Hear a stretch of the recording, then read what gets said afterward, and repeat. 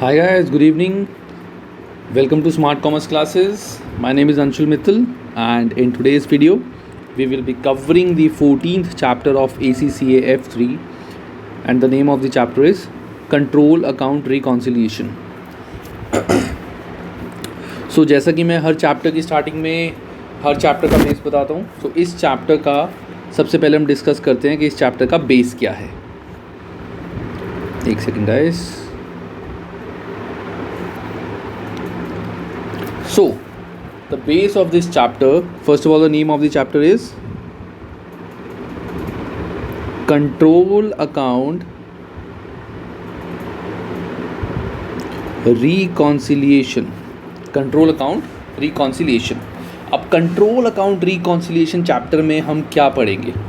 देखो, एक चीज़ जो अभी तक हमने देखी है वो क्या देखी है कि for every transaction we do a journal entry. Normally we do a journal entry, है ना. और journal entry करने के बाद हम बनाते हैं अपना laser. For every transaction we do a journal entry and after doing that journal entry हम उसका लेजर बनाते हैं. ऐसे ही let's take an example of सबसे पहले debtors मतलब receivables. So all receivable transactions, मेरी सारी रिसीवेबल की ट्रांजैक्शन हुई. क्या क्या हो सकती है ट्रांजैक्शन? कैश से, क्रेडिट सेल, उसके बाद डिस्काउंट्स, बैड डेट्स, उनसे मेरे को मैंने पेमेंट दी उनको, मेरे को पेमेंट आई. So there can be an number of transaction with all the receivables. ठीक है ना. रिसीवेबल से हमारी बहुत टाइप की ट्रांजैक्शंस हो सकती हैं, वो भी हम आगे पढ़ेंगे. तो हर ट्रांजैक्शन की हम करते हैं जर्नल एंट्री, और जर्नल एंट्री करने के बाद हम बनाते हैं अपना लेजर. तो नॉर्मली जो लेजर बनता है that is for each receivable. For each receivable जो भी बंदा होता है, जैसे ए बी एक्स, जो भी नाम है पर्सन का, उसका इंडिविजुअल लेजर हम बनाते हैं. ठीक है. और एंड में क्या होता है, अगर हमें टोटल रिसीवेबल चेक करने हो, if we want to check total receivables, so how can we check this total receivable? हम जो ये लेजर है, जितने भी लेजर हमारे बने थे, यानी जितने भी रिसीवेबल्स थे, सबका टोटल करके हम यहाँ पे वैल्यू लिख देंगे कि हमारे अकॉर्डिंग टोटल रिसीवेबल्स इतने हैं. और ये वैल्यू कहाँ से आई है? जितनी हमने जर्नल एंट्रीज करी थी. जर्नल एंट्री करने के बाद जितने भी हमारे लेजर्स बने हैं उन लेजर्स का टोटल. तो ये तो हम नॉर्मली करते हैं. अब इस चैप्टर में क्या होगा, as this chapter's name is reconciliation. So reconciliation का मतलब क्या होता है कि हमें रिकंसाइल करना है चीज़ों को. रिकंसाइल, और इसको मैं बोलता हूँ चेक. रिकंसाइल और चेक. अब हाउ कैन आई चेक कि जो भी मैंने ये अकाउंट्स बनाए हैं, जो टोटल रिसीवेबल आया है वो ठीक है या नहीं. I need to check this कि टोटल रिसीवेबल जो मेरा आया है वो ठीक है कि नहीं. तो how can I check total receivable? So इस चैप्टर में उन्होंने इसका सॉल्यूशन दिया. हम क्या करेंगे, हम बनाएंगे एक रिसीवेबल लेजर कंट्रोल अकाउंट. हम बनाएंगे एक रिसीवेबल लेजर कंट्रोल अकाउंट. अभी I am talking about only receivables, payables का भी बताऊंगा. Logic remains the same. तो रिसीवेबल लेजर कंट्रोल अकाउंट में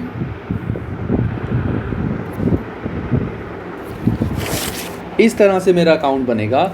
और होगा क्या, इस अकाउंट में आई विल राइट ऑल या टोटल ओपनिंग मेरे कितने रिसीवेबल्स थे, टोटल सेल्स कितनी हुई मेरी. टोटल सेल मैं सेल बुक में से निकाल सकता हूँ, है ना. सेल बुक में डेली का टोटल आता है, तो सेल बुक से टोटल आ जाएगा. टोटल कैश रिसीव्ड, वो मैं कैश बुक से निकाल सकता हूँ. उसके बाद टोटल डिस्काउंट, ये सब. तो टोटल जो मेरे को value at the end given है, जो भी मेरे रजिस्टर्स थे, उनसे मेरा यहाँ पे आ जाएगा डिफरेंस, जो भी मेरा आएगा बैलेंस. अभी फॉर्मेट में सारा बताऊंगा गाइस, फॉर्मेट पे ध्यान मत देना अभी, जस्ट तुम्हें ये कॉन्सेप्ट समझना है कि रिसीवेबल लेजर कंट्रोल अकाउंट में क्या होगा, हम टोटल ऑफ एवरीथिंग लिख के हम बैलेंस निकालेंगे टोटल, कि हमारे अकॉर्डिंग मैं ये बोलूँगा कि टोटल ओपनिंग इतना था, टोटल सेल बुक्स के अकॉर्डिंग इतनी हुई, टोटल कैश इतना आया, तो टोटल मेरे डेटर्स जो बैलेंस हैं या रिसीवेबल्स हैं वो इतने होने चाहिए, कि टोटल रिसीवेबल्स मेरे इतने होने चाहिए। अब ये मैंने बनाया लेजर कंट्रोल से, ऊपर जो मैंने बनाया था that was from individual ledger, और ये जो मैंने बनाया that is from total of information जो मुझे साल के एंड में गिवन है ना। तो अगर मान लो कोई एक आधी गलती ऊपर हुई है या नीचे हुई है, तो अगर इनके बीच में डिफरेंस आ रहा है कि टोटल रिसीवेबल एज पर जो मैंने इंडिविजुअल एंट्रीज करी थी and total receivable as per जो मैंने बुक्स का टोटल करा है ईयर एंड पे, अगर इनके बीच में डिफरेंस आ रहा है दैट मीन्स कोई ना कोई गड़बड़ है, तो वो गड़बड़ हमें ठीक करनी है। तो इस चैप्टर में first thing that we will study is how to make a receivable ledger control account, and second thing that we will study is किस तरह से हम दोनों को रिकंसाइल करके इनकी गलतियाँ ठीक करते हैं। ठीक है गाइस, ये दोनों चीज़ें हमें इस चैप्टर में पढ़नी है, ये है इसका बेस। तो let's start with this chapter. So मैंने तुम्हें कंट्रोल अकाउंट का एक बेस बता दिया है, सो हम आगे चलते हैं इसमें। ये सारा भी हम आगे पढ़ेंगे गाइस, ये तुम पढ़ लेना, ये मैं नहीं पढ़ा रहा, रीज़न बीइंग ये सारी वही चीज़ें जो हमने ऑलरेडी पढ़ी हुई हैं कि when company transfer daily total of sales book into journal ledger the double entries receivable ledger control account to sales, मतलब जो भी हम क्रेडिट सेल करते हैं उनका टोटल आ जाएगा रिसीवेबल लेजर कंट्रोल अकाउंट में। और जब हम परचेज डे बुक का टोटल ट्रांसफ़र करते हैं तो वैसे एंट्री होती है debit purchase credit cash, but cash की जगह हम लिख देंगे पेबल्स, और अगर टोटल को ट्रांसफ़र करेंगे तो पेबल लेजर कंट्रोल अकाउंट, ये होता है टोटल। और जब हम लिखते थे खाली रिसीवेबल्स, जैसे पहले हम लिखते थे खाली receivables, that was for individual entry. ठीक है, ये है टोटल का and that was for individual entry. अभी हम इस चैप्टर में टोटल की बात कर रहे हैं गाइस, ये भी पढ़ लेना एक बार। इसकी स्टडी रीड करना बहुत इंपॉर्टेंट है। मैं कभी भी कोई टॉपिक ऐसे नहीं बोलता कि इसको छोड़ दो, हमेशा थ्योरी पढ़नी ज़रूरी होती है, क्योंकि जब हम थ्योरी पढ़ते हैं we come to know about very small things जो एग्ज़ाम में आ सकती हैं। मैं एग्ज़ाम पॉइंट ऑफ व्यू से बता रहा हूँ, तुम्हारा समझना is a different thing, but exam point of view से कुछ ना कुछ कभी कभार आ जाता है। ठीक है, तो पढ़ लेना गाइज। तो सबसे पहले हमारा हम पढ़ते हैं रिसीवेबल लेजर कंट्रोल अकाउंट। ठीक है, ये इसका फॉर्मेट है, ये हमें थोड़ा सा लर्न करना पड़ेगा, ऑल्दो आई ट्राई कि मैं तुम्हें ईजिली ये समझा दूँ कि लर्न ना करना पड़े कि एक कौन सी चीज़ कहाँ आएगी, तुम्हें लॉजिकली आंसर आ जाएगा। तो रिसीवेबल्स क्या होते हैं हमारे, जिनसे हमें पैसे आने हैं, तो इनका बैलेंस क्या होता है, डेबिट। इनका बैलेंस क्या होता है, डेबिट। तो याद रखना इनका बैलेंस डेबिट होता है, तो अगर किसी भी चीज़ से रिसीवेबल्स इंक्रीज़ होते हैं, याद रखना जिस भी चीज़ से रिसीवेबल इंक्रीज़ होते हैं, इंक्रीज़ इन रिसीवेबल वो आएगा डेबिट साइड पे, और जिस भी चीज़ से रिसीवेबल कम होते हैं that means decrease in receivable, वो आएगा क्रेडिट साइड पे। जो भी एक लेजर का अकाउंट होता है उस अकाउंट में जब भी चीज़ बढ़ती है तो उस अकाउंट में आएगा, जब भी चीज़ कम होती है तो उसके ऑपोजिट साइड आएगा। तो रिसीवेबल्स का बैलेंस होता है डेबिट, अगर रिसीवेबल्स बढ़ेंगे तो डेबिट साइड आएगा, रिसीवेबल्स कम होंगे तो क्रेडिट साइड आएगा। ये हमारा है कॉन्सेप्ट। तो रिसीवेबल में लेफ़्ट साइड में जितनी भी चीज़ें आई हुई हैं इनसे रिसीवेबल क्या होते हैं हमारे, इंक्रीज़। अब क्या क्या चीज़ें हैं जिससे रिसीवेबल इंक्रीज़ होते हैं, सबसे पहले होता है मेरा balance brought forward, that means debit balance brought forward. और ऐसी अगर क्रेडिट बैलेंस है किसी का, मतलब अगर मैंने किसी डेटर को एडवांस, या डेटर ने मुझे ज़्यादा पैसे दे दिए, डेटर से आने थे 1 लाख, उसने गलती से दे दिए 1,10,000, तो 10,000 एक्स्ट्रा दिए, तो वो होता है हमारा रिसीवेबल का क्रेडिट बैलेंस। तो debit balance of receivable left side आ जाएगा, credit balance of receivable right side आ जाएगा। अब जिस जिस चीज़ से रिसीवेबल्स इंक्रीज़ होते हैं that will come on the debit side यानी लेफ्ट साइड। क्या क्या, क्रेडिट सेल्स, क्रेडिट सेल्स से रिसीवेबल इंक्रीज़ होते हैं। बैंक डिसऑनर्ड चेक मतलब अगर किसी रिसीवेबल ने हमें पैसे दिए थे, किसी बंदे ने, ये वो बंदा है, ये हम हैं, दिस इज़ हम, इसने हमें पैसे दिए थे। तो जब इसने पैसे दिए थे मतलब हमें कैश आ गया, तो रिसीवेबल हमने कम कर दिए। लेकिन हुआ क्या, इसका जो चेक इसने हमें दिया था वो चेक डिसऑनर हो गया, मतलब उसमें या तो साइन गड़बड़ थे या चेक में कोई प्रॉब्लम थी। अब अगर वो चेक डिसऑनर हो गया, इट डज़ नॉट मीन कि उससे दोबारा पैसे नहीं आएंगे। इट मीन्स हम दोबारा से इसको अपना रिसीवेबल बना देंगे और वो एंट्री रिवर्स कर देंगे।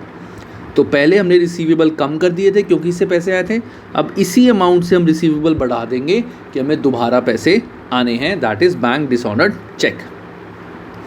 उसके बाद bank refund of credit balance, इसको तुम अभी छोड़ सकते हो, इसको you can skip, refund of credit balance you can skip for the time being.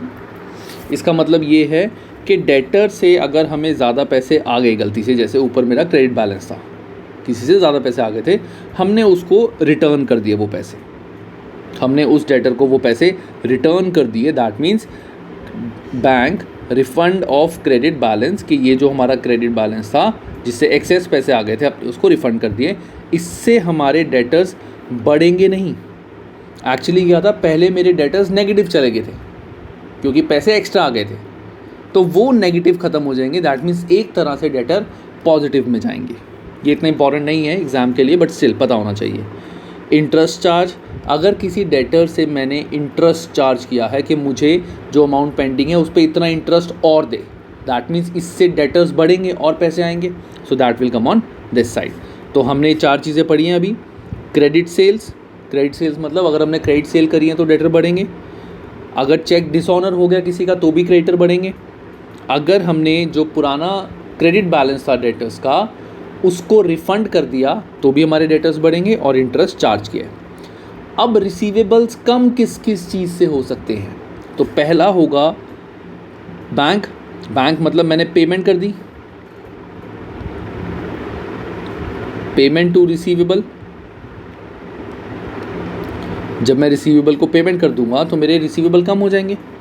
Sales return, मैंने क्रेडिट सेल्स करी थी, अब वो क्रेडिट सेल मैंने रिटर्न कर दी, तो मतलब क्रेडिटर रिसीवेबल ख़त्म हो गए क्योंकि अब इनको पैसे देने ही नहीं है ना। हमने जो सेल करी थी अब हमने उनको सामान हमने वापस ले लिया, दैट मीन्स उनको हमें कोई पैसे नहीं देने या हमने उनसे कोई पैसे नहीं लेने, तो इससे भी हमारे रिसीवेबल कम हो जाएंगे।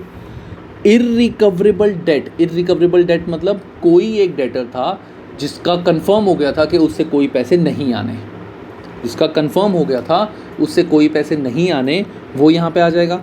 अब एक चीज़ और इन्होंने बुक में लिखी नहीं हुई है, that is discount allowed. Discount allowed means अगर हमने रिसीवेबल से हमें आने थे लेट से 10,000, हमें कैश आया 9,500 और हमने उसको 500 रुपये का डिस्काउंट दे दिया, तो कैश तो 9,500 हमारा ऊपर आ जाएगा, यहाँ पे कैश में तो 9,500 आ जाएगा, 500 का हमने डिस्काउंट दे दिया, टोटल रिसीवेबल तो कम 10,000 से होंगे ना, कि 10,000 हमें एक पार्टी से आने थे, 9,500 कैश आ गया, 500 अब कभी नहीं आएगा क्योंकि हमने डिस्काउंट दे दिया, तो वो डिस्काउंट अलाउड यहाँ पे आ जाएगा। अगर कुछ भी डिस्काउंट हमने अलाउ करा है अपने रिसीवेबल को, वो हमारा यहाँ पे आ जाएगा। उसके बाद हमारी आती है कॉन्ट्रा। अब कॉन्ट्रा मैं अभी नहीं बताऊँगा, कॉन्ट्रा जब मैं पेबल अकाउंट कराऊंगा उसके साथ इसका लिंक बताऊंगा, कॉन्ट्रा का लिंक क्या होता है, तो कॉन्ट्रा विल कम हियर। और अब हमारा आता है, ये ध्यान से गाइस, ये थोड़ा सा ट्रिकी है, ये जो बैलेंस कैरिड डाउन है this will be the debit balance carried down, क्योंकि क्रॉस होके ये डेबिट साइड आता है। अगर कोई तुमसे पूछेगा कि बैलेंस कैरी फॉरवर्ड डेबिट वाला बताओ, तो वो होगा ये वाला, क्योंकि ये अभी यहाँ पे तो इसका बैलेंस कुछ नहीं होता, मैंने बताया था, हम जिस क्रॉस करके जिस साइड इसको लिखते हैं that is the debit balance. तो ये अगर यहाँ पे डेबिट होगा, सेम वैल्यू यहाँ पे डेबिट आएगी, और लेफ्ट साइड में जो बैलेंस आ रहा है दैट इज़ क्रेडिट बैलेंस, और ये वाला बैलेंस होगा ब्रॉट डाउन ऐसे। तो अगर लास्ट में तुम्हारी ये वैल्यू 10,000 आती है तो you will write balance of debtors is 10,000 debit. Not credit, right side आ रहा है दैट डजंट मीन क्रेडिट, क्योंकि क्रॉस करके वो डेबिट साइड आएगा. So this is how we make a receivable ledger control account के टोटल रिसीवेबल से related सारी चीज़ें मैंने यहाँ लिख दी. तो मेरे अकॉर्डिंग जो रिसीवेबल का बैलेंस है वो इतना आना चाहिए, मेरे अकॉर्डिंग रिसीवेबल का बैलेंस इतना आना चाहिए. ठीक है. सो दिस इज रिगार्डिंग रिसीवेबल्स. अब सेम चीज़ हमारी होती है पेबल्स की. पेबल्स कौन होते हैं? जिनसे हम सामान क्रेडिट पे बाय करते हैं. अब अगर हम क्रेडिट पे किसी से सामान बाय करते हैं that is are payable. So payable is a liability, और लायबिलिटी का बैलेंस क्या होता है? Credit. Payable is a liability और लायबिलिटी का बैलेंस होता है क्रेडिट. सो यहाँ कॉन्सेप्ट क्या बना? अगर हमें पेबल को इंक्रीज़ करना है तो हम क्रेडिट करेंगे, पेबल को डिक्रीज़ करना है तो हम डेबिट करेंगे. ये कॉन्सेप्ट याद रखना. अगर किसी चीज़ का बैलेंस डेबिट है तो डेबिट में इंक्रीज़ होगा, क्रेडिट में डिक्रीज़ होगा. अगर किसी का बैलेंस क्रेडिट है तो क्रेडिट साइड में इंक्रीज़ होगा, डेबिट साइड में डिक्रीज़. तो सेम यहाँ पे balance brought forward credit balance, brought forward debit balance, और ये भी डेबिट बैलेंस और ये क्रेडिट बैलेंस, क्योंकि क्रॉस करके ऐसे हो जाता है.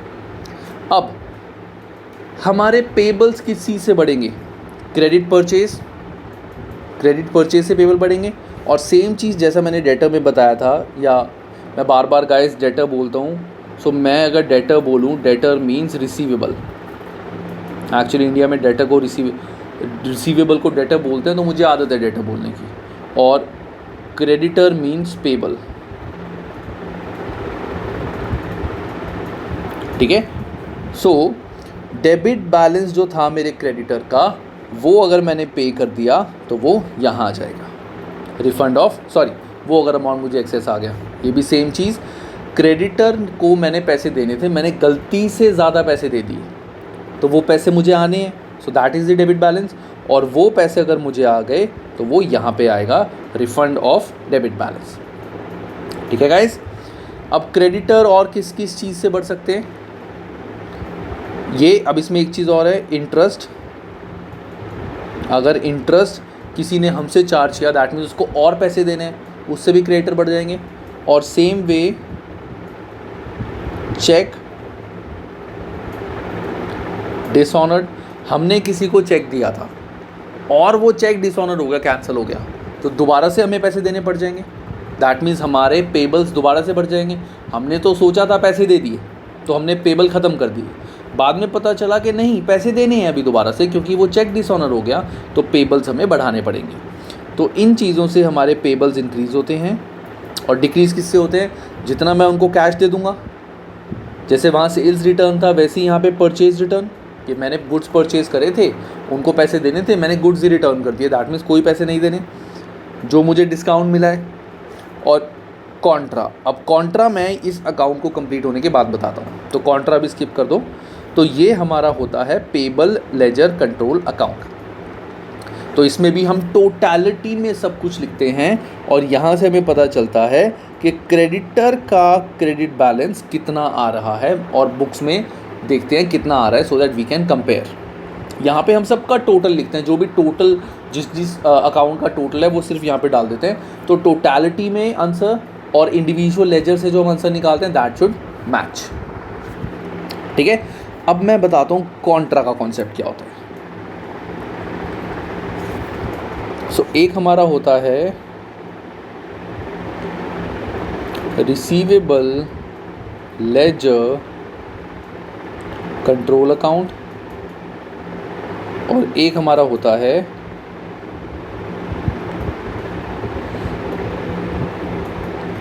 Payable ledger control account. Receivable ledger control account and payable ledger control account. अब पॉइंट इज, अगर मान लो एक पर्सन था ए को मैं गुड्स क्रेडिट पे सेल भी करता हूँ, ए से मैं गुड क्रेडिट पे परचेज भी करता हूँ.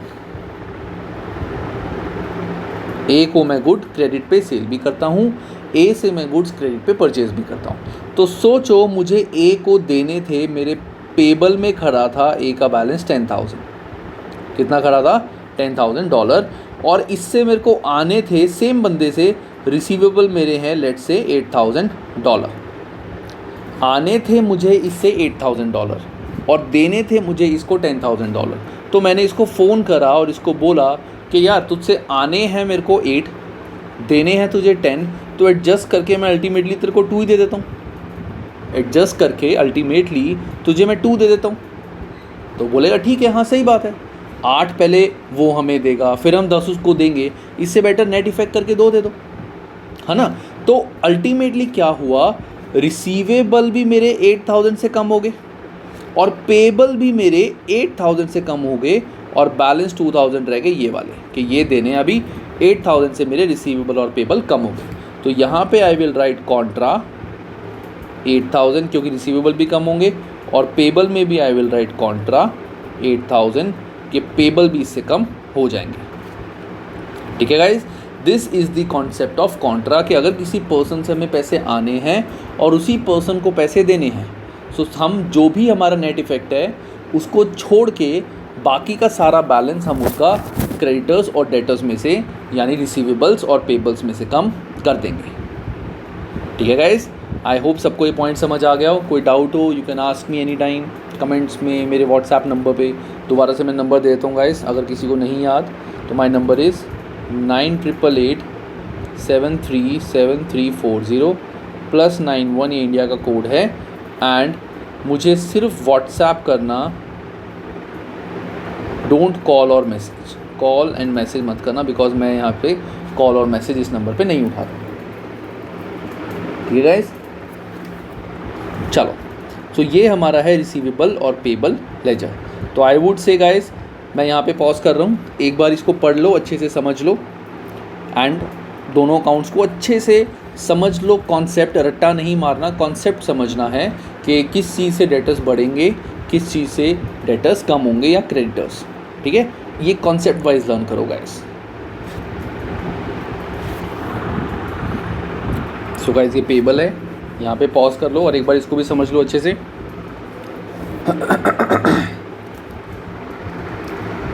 सो गाइस, अब ये एब्रीविएशन है इन्होंने, SDB मतलब सेल्स डे बुक, PDB मतलब purchase day book, SRDB sales returns day book, PRDB purchase return day book and CB means cash book. ठीक है, कॉन्ट्रा एंट्रीज गाय मैंने तुम्हें बता दी है। कॉन्ट्रा एंट्रीज की जो हमारी जर्नल एंट्री होती है that is payable ledger control account debit, credit receivable ledger control account, क्योंकि कॉन्ट्रा से हमारे पेबल भी कम होते हैं, पेबल भी कम होते हैं और रिसीवेबल भी कम होते हैं। पेबल भी कम होंगे, रिसीवेबल भी कम होंगे। पेबल का बैलेंस होता है क्रेडिट, ख़त्म करने के लिए करेंगे डेबिट। रिसीवेबल का बैलेंस होता है डेबिट, ख़त्म करने के लिए करेंगे क्रेडिट। ठीक है गाइस, ये गाइस इसको पढ़ लेना। ये सेम वही पॉइंट है कि अगर किसी का एक्सेस बैलेंस है तो वो चीज़ है, तो इसको अभी छोड़ दो, इसको not required. So let's do this question guys, test understanding 1। Jonas company prepares monthly receivables and payable ledger control account. At 1st November 2005, the following balances existed in entries record. So ये हमारा कुछ record given है हमें, जिसमें receivable का opening balance given है और payable का ओपनिंग बैलेंस गिवन है। कुछ बीच में ड्यूरिंग द ईयर जो ट्रांजैक्शन हुई है वो गिवन है। लास्ट में at 30th November the balance in receivables and payables are, receivable का ये हमें कैलकुलेट करना है, क्रेडिट गिवन है, पेबल का ये है और ये कैलकुलेट करना है। तो हमें ये दोनों अकाउंट बनाने हैं। तो गाइस जल्दी से अकाउंट बनाते हैं फटाफट से, टाइम वेस्ट नहीं करेंगे। तो सबसे पहले मैं बनाऊंगा रिसीवेबल लेजर कंट्रोल अकाउंट।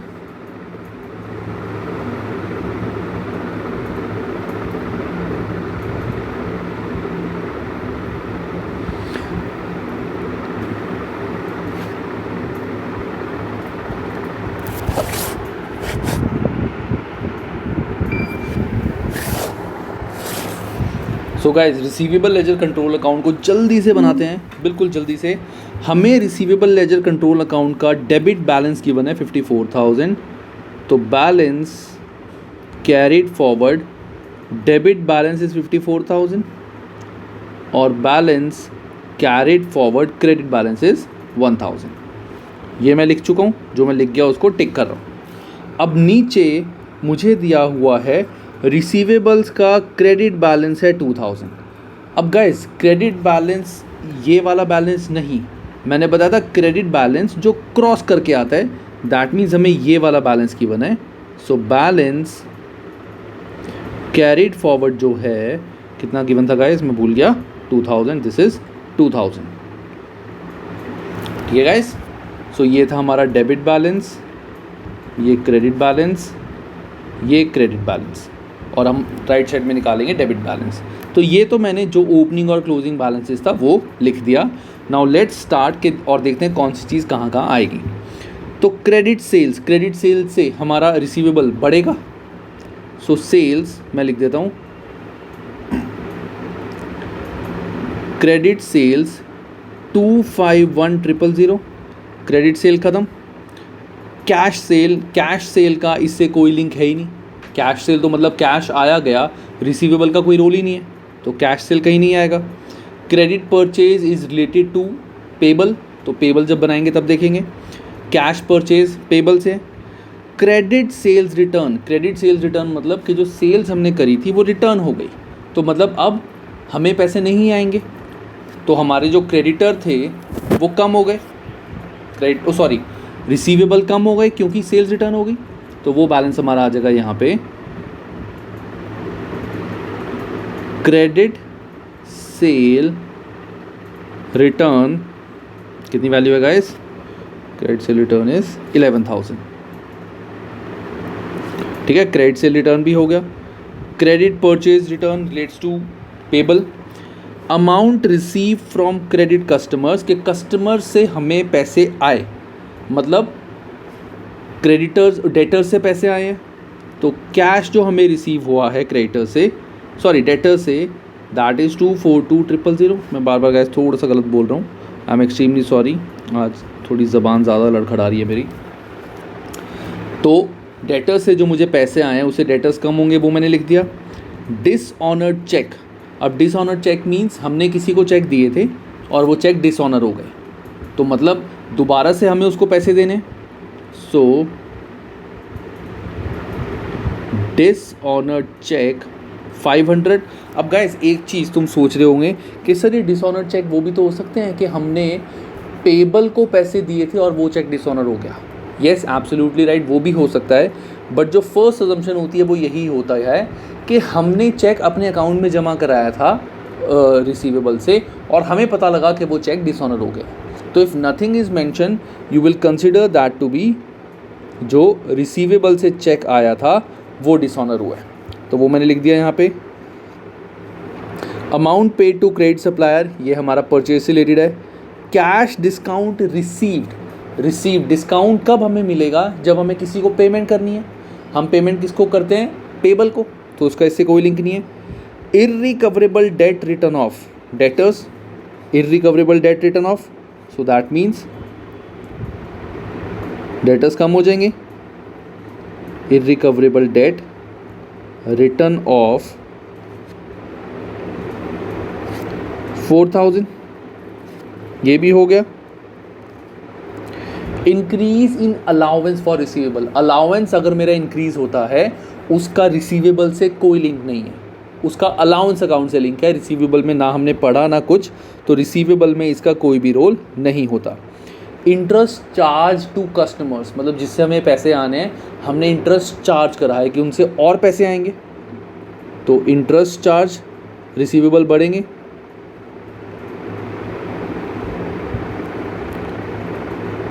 $1,400, ये मैं काट देता हूँ गाइस, ये मैं भूल गया था, तो इंटरेस्ट चार्ज हो गया। कॉन्ट्रा सेटलमेंट, अब कॉन्ट्रा से हमारे डेटर्स और क्रेडिटर्स कम होते हैं, so that means I will write contra here, contra 800। अब इसको मैं अभी काटूंगा नहीं, मैंने सिर्फ अपना रिसीवेबल में लिखा है, और कोई ट्रांजैक्शन है नहीं। तो guys these are all transaction in receivable ledger control account. अब हमारा जो आएगा that will be balance carry forward debit balance, जो हमें देखना है। तो फटाफट से गाइस इसका बैलेंस देखते हैं। हो सकता है मुझसे कोई गलती हो जाए, लेट्स सी। तो पहले लेफ्ट साइड का टोटल करते हैं, 54,000 प्लस 251,000 प्लस 500 प्लस 1,400 प्लस 2,000। सो ये मेरा बैलेंस आ रहा है 308,900। तो यहाँ पे भी टोटल 308,900 आना चाहिए, लेजर जो हमने पढ़ा था।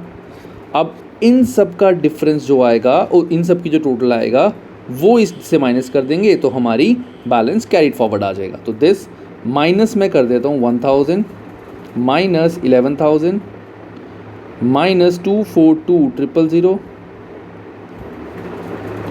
Minus 4,000 minus 800। सो मेरा आंसर आया है, ओ सॉरी 800 है, 50100। So my answer is 50100। तो मेरा आंसर आ रहा है गाइस 50100। सो ये मैं लिख दूंगा यहाँ पे balance carried forward.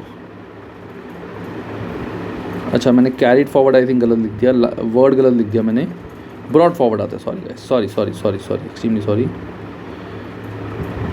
This will be my balance brought forward ऊपर और एक कैरिड फॉरवर्ड। तो बैलेंस ब्रॉड फॉरवर्ड ये आ जाएगा 501,000 और वो आ जाएगा balance brought forward 2,000। This is how I will make a receivable ledger control account. I hope guys सबको समझ आ गया हो कि मैंने कैसे बनाया रिसीवेबल लेजर कंट्रोल अकाउंट। ठीक है, अब फटाफट से मैं बनाता हूँ पेबल लेजर कंट्रोल अकाउंट। तो मैं इसको रब कर रहा हूँ गाइस।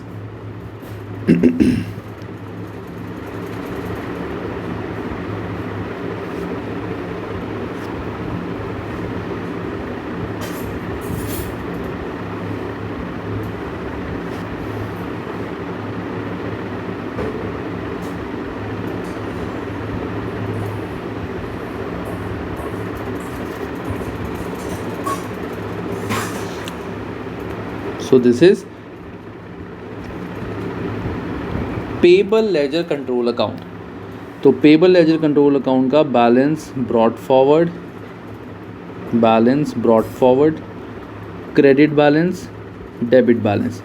सो क्रेडिट बैलेंस है इसका 43,000 और डेबिट बैलेंस इज 200। ये हो चुका है। अब नीचे देखता हूँ मैं, मुझे दिया हुआ है डेबिट बैलेंस है 200।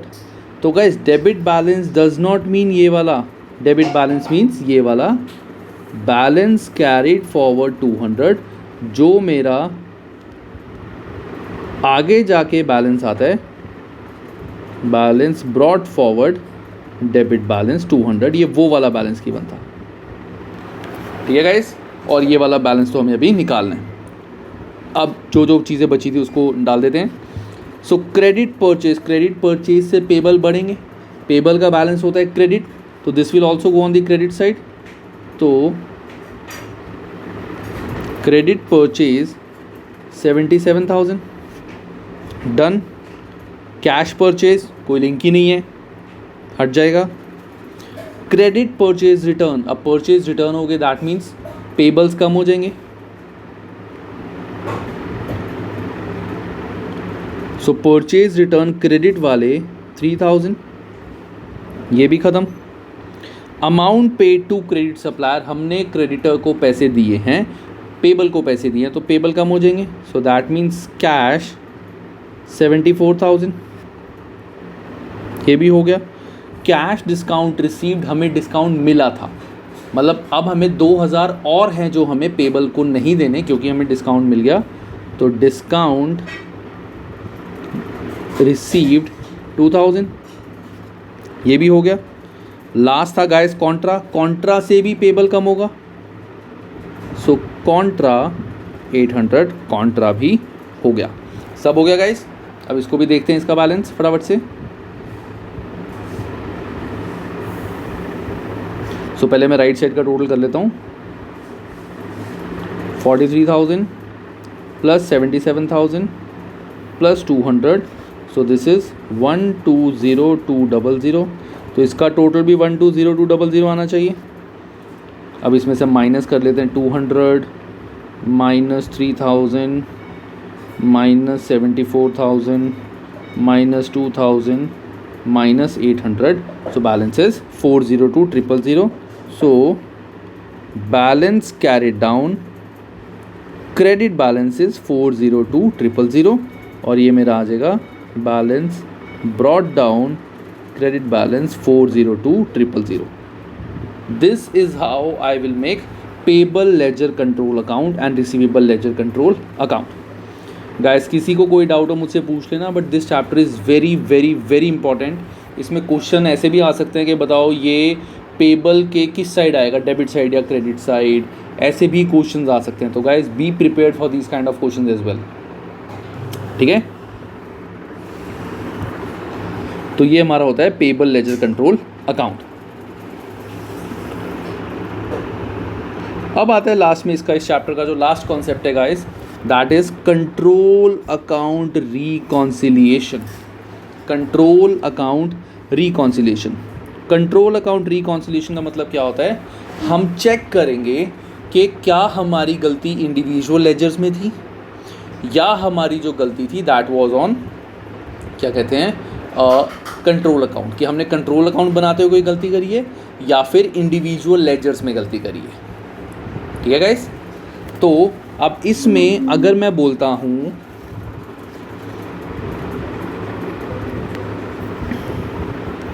मिस्टेक जो मेरी हुई है, मिस्टेक हुई है कंट्रोल लेजर में, अरे इसका मिस्टेक जो मेरी हुई है वो हुई है कंट्रोल लेजर में। अब कंट्रोल लेजर में अगर मिस्टेक हुई है तो हमें पता है control ledger are of two type, receivable ledger control account and payable ledger control account. तो रिसीवेबल में अगर गलती होगी तो मैं क्या करूंगा, इसका I will write balance carried down, जो भी हमने बैलेंस निकाला था डेबिट बैलेंस क्लोजिंग, जो भी क्लोजिंग बैलेंस हमने अपने अकॉर्डिंग निकाला था, जैसे ऊपर निकाला था डेबिट बैलेंस, वो बैलेंस आ जाएगा। अगर मान लो किसी चीज़ से मेरे रिसीवेबल कोई गलती थी, अगर मैं उसको ठीक करूंगा तो रिसीवेबल मेरे बढ़ेंगे। जैसे मैंने क्रेडिट सेल नहीं लिखी तो रिसीवेबल बढ़ेंगे, तो वो आ जाएगी लेफ्ट साइड एडजस्टमेंट्स। एडजस्टमेंट्स ये कौन से होंगे, इंक्रीज इन रिसीवेबल। अगर इंक्रीज इन रिसीवेबल होंगे तो वो मेरे डेबिट साइड पे आ जाएंगे, और एडजस्टमेंट्स राइट साइड में आएंगी अगर मेरा डिक्रीज इन रिसीवेबल होगा। इंक्रीज इन रिसीवेबल होगा तो वो लेफ्ट साइड आ जाएगा, डिक्रीज इन रिसीवेबल होगा तो वो राइट साइड आ जाएगा, और मेरा अल्टीमेटली आ जाएगा बैलेंस कैरिड डाउन, जो मेरा बैलेंस बचेगा। तो इस मीन्स इतना मेरा एक्चुअल बैलेंस होना चाहिए कि रिसीवेबल्स का जो मेरा बैलेंस है वो इतना बैलेंस होना चाहिए। पहले जो निकाला था, जो ये मैंने आंसर निकाला था, दिस वाज नॉट राइट, तो एडजस्टमेंट्स करने के बाद मुझे पता चला इतना बैलेंस मेरा होना चाहिए। और अगर मैं पेबल का अकाउंट बनाऊंगा तो गाइस पेबल का सबको पता है, पेबल ऑपोजिट होता है, क्रेडिट बैलेंस होता है। तो balance carried down, credit balance वो यहाँ आ जाएगा, और balance carried down, sorry guys ये ब्रॉट डाउन होता है, मैं पता नहीं क्यों कैरिड डाउन वो बोल रहा हूँ बार बार। Balance carried down, credit balance यहाँ आ जाएगा। और सेम अगर किसी एडजस्टमेंट से पेबल बढ़ रहे हैं तो वो यहाँ आ जाएगी एडजस्टमेंट इंक्रीज इन पेबल, और अगर किसी एडजस्टमेंट से पेबल कम हो रहे हैं that will come on the left side, that is decrease in payable. और सेम जो चीज़ थी वो गाइस ये है कि ये मेरा एक्चुअल बैलेंस होना चाहिए। ठीक है गाइस। सो ये होता है अगर इन केस रिसीवेबल का बैलेंस या पेबल का बैलेंस और जो इंडिविजुअल लेजर्स का बैलेंस है वो मैच नहीं करे, तो जो मेरा कंट्रोल अकाउंट है, कंट्रोल जो लेजर है उसको मैं ठीक ऐसे करता हूँ। सो कंट्रोल लेजर को ठीक कैसे करूँगा, फटाफट से टी शेप बना के जो जो गलतियाँ हैं इनसे रिलेटेड वो यहीं पे ठीक कर दूँगा, ठीक है। और अगर अब मेरी मिस्टेक हो, मिस्टेक इन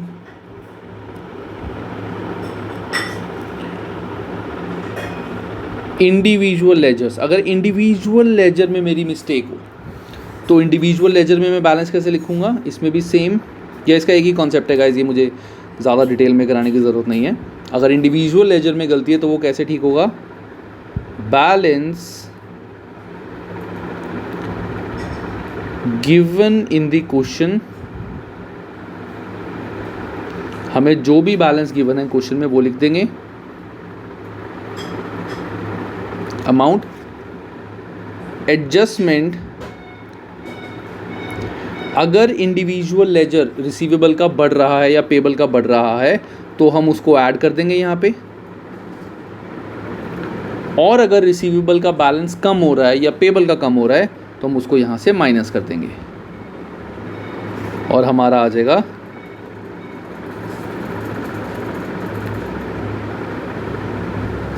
करेक्ट बैलेंस, ये हमारा आ जाएगा करेक्ट बैलेंस जो कि होना चाहिए था। सो पॉइंट इज, जो मैंने बैलेंस ऊपर निकाला था that should match with this balance, के लेजर के अकॉर्डिंग कितना बैलेंस होना चाहिए क्लोजिंग, और इंडिविजुअल लेजर के अकॉर्डिंग कितना बैलेंस होना चाहिए, पेबल लेजर या रिसीवेबल लेजर, बेसिकली कंट्रोल का टोटल बैलेंस और इंडिविजुअल का total balance, this should always match, ये हमेशा मैच करना चाहिए, तभी हमें पता चलेगा कि हमारे अकाउंट्स ठीक से बन रहे हैं। ये गाइस हैच नहीं लिखा हुआ, ये मैच है, मैं थोड़ा MS ही लिखता हूँ, इससे हमें पता चलेगा कि हमारे अकाउंट टैली कर रहे हैं। एंड दैट्स इट, इस चैप्टर में और कुछ भी नहीं है, अब इसका सिर्फ एक क्वेश्चन है जो हमें करना है और ये चैप्टर ख़त्म हो जाएगा। तो गाइस आई होप तुम्हें वो समझ आ गया हो, ठीक है। अगर नहीं समझ आया तो बैक करके एक बार वो देख लेना डिफरेंस। अब हम एक क्वेश्चन करते हैं, इस क्वेश्चन से तुम्हें ज़्यादा कॉन्सेप्ट क्लियर हो जाएंगे। So the question is, Alston payable ledger control account is an integral part of double entry system. Individual ledger control account are listed and total on monthly basis and reconciled to the control account balance. कि individual ledger जो balance है हम control account से match करते हैं। Individual ledger account balance as on 31st March has been listed out to be 19,766. अब ये है payable, तो मैं यहाँ पे बनाऊँगा एक तो मैं बनाऊँगा कंट्रोल अकाउंट, उसके एडजस्टमेंट, और एक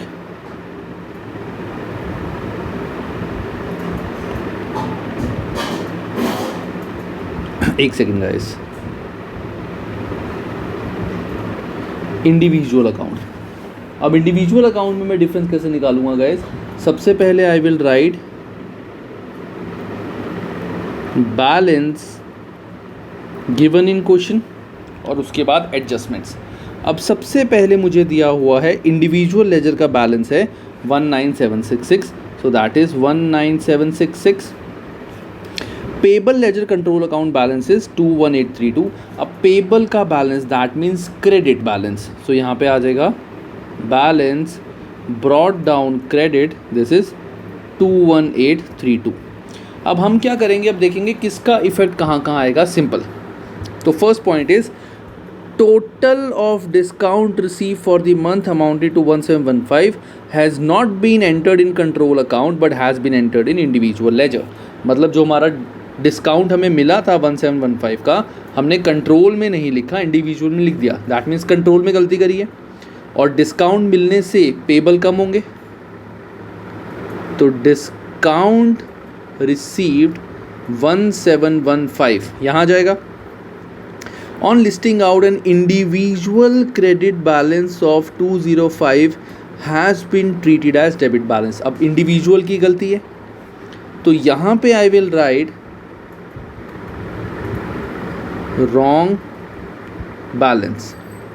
अब गाइस सबसे इम्पॉर्टेंट पॉइंट क्या है, अगर मैं तुम्हें बोलता हूँ मुझे किसी से 100 रुपये आने हैं ठीक है, मुझे किसी से 100 रुपये आने हैं और बुक्स में मैंने गलती से लिख दिया कि मैंने इसको 100 रुपये दे दिए, या मुझे किसी से 100 रुपये आने हैं और मैंने बुक्स में गलती से लिख दिया कि मुझे इसको 100 रुपये देने हैं, है ना। अगर मुझे किसी से 100 रुपये आने हैं और मैंने गलती से बुक्स में लिख दिया कि मैंने उसको 100 रुपये देने हैं, तो पहली बात तो 100 रुपये नहीं देने, तो एक इफ़ेक्ट तो ये आएगा। और 100 रुपये उससे आने हैं तो मुझे डबल इफ़ेक्ट करना पड़ेगा, 200 से एंट्री उल्टी करनी पड़ेगी, तभी मेरा बैलेंस नेगेटिव आएगा। गाइस समझ आ रहा है? अगर मैंने तुम्हें 100 रुपये दे दिए और गलती से, बट जबकि मुझे तुमसे लेने थे 100 रुपये, मैंने तुम्हें 100 रुपये दे दिए जबकि मुझे तो तुमसे 100 रुपये लेने थे, तो अल्टीमेटली मैं तुमसे कितने वापस लूँगा? 200 वापस लूँगा, है ना। तो सेम लॉजिक अप्लाइज हियर। इसमें लिखा हुआ है एक बंदा था जिसका क्रेडिट बैलेंस था 205, क्रेडिट बैलेंस मतलब पेबल, और गलती से मैंने उसको लिख दिया डेबिट बैलेंस, मतलब गलती से मैंने उसको मान लिया कि 205 मुझे उससे आने हैं, तो दैट मीन्स 205 इंटू 4, 410 से मैं अपने पेबल को बढ़ाऊँगा। क्यों बढ़ेंगे पेबल? क्योंकि मैंने गलती से पेबल कम कर दिए थे इतने से, तो पहले तो कम वाला ख़त्म और देन जो मेरा पेबल एक्चुअली बढ़ना था वो। Next point, petty cash payment to a supplier amounting to 63 has been correctly treated in control account but no entry has been made in supplier individual ledger account. मैंने एक payment करी है supplier को, तो payment करेंगे तो supplier कम होगा, तो कैश पेड, पेटी कैश पेड 63, इससे पेबल कम होगा तो ये कम हो जाएगा। Purchase day book total of March undercast bye 200। Purchase day book, हमने जो परचेज करे थे credit purchase, purchase day book में गाइस सबको याद होगा क्रेडिट परचेज आती है, कैश परचेज नहीं आती। क्रेडिट परचेज जो हमने करी थी, हमने गलती से टोटलिटी में 2000 कम लिखी। अब टोटलिटी में अगर 2000 कम है, देखो इंडिविजुअल में गलती नहीं है, इंडिविजुअल सही है, टोटलिटी में 2000 मैंने कम लिखे हैं। तो टोटलिटी में कम लिखने का मतलब मैंने कंट्रोल अकाउंट में कम लिखे हैं। अब परचेजेस कंट्रोल अकाउंट में मैंने कम लिखे हैं, तो परचेजेस बढ़ेंगे और परचेजेस से मेरे क्रेडिटर्स बढ़ते हैं। सो परचेज अंडरकास्ट मैंने कम परचेज लिखी थी जब से ज़्यादा लिखनी थी, सो दैट इज़ 2000। गाइज एक इंपॉर्टेंट पॉइंट यहाँ पे, मैं किसी को ये टॉपिक रटवाना नहीं चाहता कि तुम रटो परचेज अंडरकास्ट होगा तो यहाँ आएगा, परचेज ओवरकास्ट होगा तो यहाँ आएगा, sales undercast. Guys literally you will go mad, हमें ऐसा नहीं करना। ACCA is all about concept. अगर कॉन्सेप्ट समझ आ गया हम किसी भी टाइप का क्वेश्चन कर सकते हैं। कॉन्सेप्ट लड़खड़ा आ गया तो प्रॉब्लम हो जाएगी, तो हमें कॉन्सेप्ट पकड़ना है। तो परचेज मैंने 2000 से कम लिखी, तो परचेज बढ़ानी पड़ेगी 2000 से, तो वो मैंने बढ़ा दी। Last point, contra set off with receivable ledger amounting to 2004 has been correctly treated in individual ledger but no entry has been made in control account. तो कॉन्ट्रा था, मैंने कंट्रोल में नहीं लिखा, तो कॉन्ट्रा से पेबल कम होते हैं, तो दिस इज़ 2004 डन। इसके आगे और कुछ भी नहीं है, बस आंसर निकालना है। तो बस अब देखते हैं हमारा बैलेंस। तो this total balance should match with this balance. So balance carried down, credit balance, ये आ जाएगा total, this should match with नीचे वाला बैलेंस। तो फटाफट से आंसर निकालते हैं।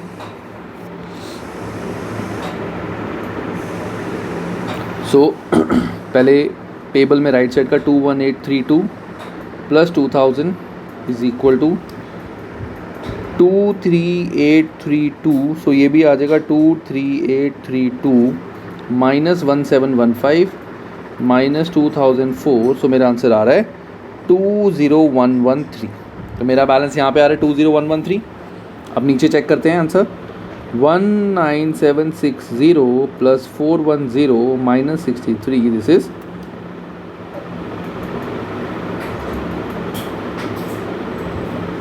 20107। ये 20107 क्यों आ रहा है गाइस? एक सेकंड में ओपनिंग बैलेंस देखूं। ओपनिंग बैलेंस यहाँ है 19766 197। अरे ये गलती थी, मैंने यहाँ पे 19766 लिखना था, मैंने 60 लिख दिया। तो दोबारा से कर लेते हैं, कोई बात नहीं। 19766 प्लस 410 माइनस 63, तो this is 20113, this is my answer. तो मेरा जो बैलेंस है वो मैच कर रहा है, ठीक है। So this is corrected balance. So this is how you have to calculate answer in this chapter, control account. तो आई होप सबको कंट्रोल को कंबाइन करना और टैली करना भी आ गया हो। तो इसके बाद गाइज तुम्हारा एक क्वेश्चन है। So this is your homework, ये अपने घर पे करो, कोई डाउट हो मुझसे पूछना। अंडरस्टैंडिंग 4 तुम्हें मैं कराता हूँ। ये क्वेश्चन कराने का जो मेरा रीज़न है वो ये है कि इस क्वेश्चन का इस चैप्टर से कोई भी लिंक नहीं है। यस गाइस, इस क्वेश्चन का इस चैप्टर से कोई भी लिंक नहीं है। This is more of understanding वाला चैप्टर, ठीक है। This is more of understanding वाला क्वेश्चन। अब ये क्वेश्चन हम ध्यान से पढ़ेंगे, बहुत ध्यान से। Tonga received a statement from supplier cook. Tonga को एक सप्लायर था उसका, सो एक है टोंगा, एक है कुक। तो टोंगा ने सप्लायर, इस टोंगा के लिए कुक है सप्लायर, टोंगा के लिए कुक है सप्लायर। तो टोंगा को कुक ने स्टेटमेंट भेजी, तो tonga received a statement from cook showing a balance of 14810। तो कुक ने बोला कि मुझे तुझसे जो पैसे लेने हैं that is 14810। Cook is supplier मतलब जिसने टोंगा को गुड्स क्रेडिट पे भेजे थे, तो उसने टोंगे को स्टेटमेंट भेजी, टोंगे, हाँ टोंगे, चलो टोंगे बोल देते हैं, let's make it a bit funny. तो कुक ने टोंगे को स्टेटमेंट भेजी कि टोंगे मुझे तुझसे 14810 लेने हैं। आगे, Tonga payable ledger shows a balance due to Cook of 10,000। टोंगे का जो बैलेंस है वो बोल रहा है कि हमें तो उसको 10,000 देने। टोंगे की जो बुक्स हैं इंडिविजुअल बुक, वो कह रही है कि मुझे कुक को देने 10,000, और कुक बोल रहा है कि ना ना ना ना ना, मुझे तुझसे लेने हैं 14,810 रुपये। सो अब टोंगे की बुक्स कह रही है कि कुक से लेने 10,000, वो कुक को देने 10,000, कुक कह रहे ज़्यादा देने। तो देखते हैं क्या गड़बड़ है। First point, cash paid to Cook 4180 has not been recorded by Cook. टोंगे ने कुक को एक बार 4080 पेमेंट करी थी, बट कुक ने वो पेमेंट अपनी बुक्स में नहीं लिखी। तो कुक को अगर वो 4080 पेमेंट दे देगा तो इसके में से 4080 अमाउंट कम हो जाएगा, है ना। ये कह रहा है, कुक कह रहा है कि मुझे भाई तुझसे 14810 लेने हैं। टोंगा ने उसको क्लियर कर दिया कि भाई 4080 मैं ऑलरेडी दे चुका हूँ।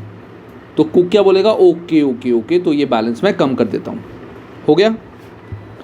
Tonga recorded the fact that 40 cash discount was not allowed by Cook but forgot to record in his payable ledger. अब ध्यान से guys, Tonga recorded the fact that 40 cash discount was not allowed by cook but forgot to record in his payable ledger। इसका मतलब क्या है, tonga recorded a fact that discount was not allowed by cook but forgot to record in payable। मतलब टोंगे ने, इसको पता था कि एक कोई अमाउंट था 40 रुपीज़ का जो कुक ने मुझे डिस्काउंट पहले कभी दिया था। कुक ने कहा था कि 40 रुपीज़ का डिस्काउंट, $40 का डिस्काउंट मैं तेरे को दे रहा हूँ, बट वो डिस्काउंट अब मुझे अलाउ नहीं कर रहा वो। दैट मीन्स टोंगे ने अपनी बुक्स में $40 से अमाउंट बढ़ाना था कि $40 मुझे उसको और देने हैं। टोंगा रिकॉर्डेड द फैक्ट कि 40 cash discount was not allowed bye को, कि 40 का डिस्काउंट उसने नहीं दिया था, लेकिन वो अपनी बुक्स में लिखना भूल गया। तो मतलब उसका, टोंगे को पता चलेगा कि उसको कुक को पैसे ज़्यादा देने हैं $40 से, तो $40 से इसका बैलेंस बढ़ जाएगा। तो nothing else is given in question. अब आंसर देखते हैं क्या आ रहा है। सो यहाँ हमारा आ रहा है आंसर 10040 और यहाँ हमारा आंसर आ रहा है 14810 minus 4080, this is 10730। Oh, answer तो मैच कर ही नहीं रहा, मतलब मैंने तो गड़बड़ कर दी कुछ। नहीं, मैंने कोई गड़बड़ नहीं करी। पॉइंट इज, क्वेश्चन क्या है, what discrepancy remains between tonga and कुक्स record, कि अभी और कितनी डिस्क्रिपेंसी पड़ी है इन एडजस्टमेंट के बाद, इन गलतियों को ठीक करने के बाद भी इनके बीच में क्या डिस्क्रिपेंसी है। तो अगर मैं करूं 10730 minus 10040, so this is 0 9 6 9, oh sorry 6, so that means 690 की अभी भी इनकी डिस्क्रिपेंसी है जो सॉर्ट आउट नहीं हुई। So my answer will be D. ठीक है guys, so this is how we will do question of this chapter and this chapter is complete. इसको गाइज, ये भी प्लेन रीड है, इसको पढ़ लेना, कुछ ऐसा इंपॉर्टेंट नहीं है, ये भी इंपॉर्टेंट नहीं है गाइज, बट एक बार पढ़ ज़रूर लेना, अच्छा है, रीडिंग स्किल्स इंप्रूव होंगे। And guys this chapter is over. ठीक है गाइज, आई होप सबको ये चैप्टर समझ आ गया हो, अच्छे से समझ आया हो तो गाइज कमेंट करके मुझे बताना। And again guys please subscribe and share my channel. ठीक है, एंड रेस्ट यू नो मैं हर बार क्या बोलता हूँ। चलो, take care guys, have a good time and stay home, stay safe.